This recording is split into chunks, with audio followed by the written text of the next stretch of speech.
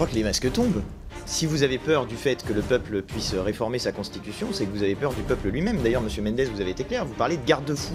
Ça veut dire que vous considérez que le peuple est fou? Enfin, ce n'est pas entendable. L'article 3 de notre actuelle constitution dit « La souveraineté nationale appartient au peuple ». Donc ça veut dire que c'est le peuple qui est le souverain dans notre pays. La Déclaration des droits de l'homme et du citoyen de l'époque disait à son article 25 un peu la même chose que notre constitution actuelle. La souveraineté réside dans le peuple. Et puis il y avait l'article 28, qui celui-là me plaît de manière absolument fantastique. Un peuple a toujours le droit de revoir, de réformer et de changer sa constitution. Une génération ne peut assujettir à ses lois les générations futures. Je trouve ça absolument magnifique. Quand on a fait la constitution de 1958, qui a été sanctionnée par la légitimité d'un référendum, c'était il y a 65 ans. Ma génération, votre génération d'ailleurs aussi, monsieur Mendes, n'a rien eu à dire sur cette constitution. Depuis, vous l'avez dit, elle a été réformée 24 fois par des voies diverses et variées.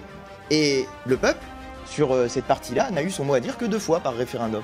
Eh bien, nous considérons, nous, qu'il est venu le temps, désormais, que le peuple puisse s'exprimer de nouveau sur ses institutions et sur sa constitution. Vous allez me répondre que c'était ce qui était proposé dans l'élection présidentielle par Jean-Luc Mélenchon, et que Jean-Luc Mélenchon n'a pas gagné l'élection présidentielle.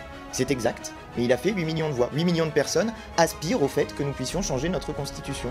Et cette aspiration grandit à mesure que vous utilisez des outils autoritaires de la 5ème République comme le 49.3. Le temps du changement de notre constitution viendra, que vous le voulez ou non, car il est temps que le peuple revoie ses institutions.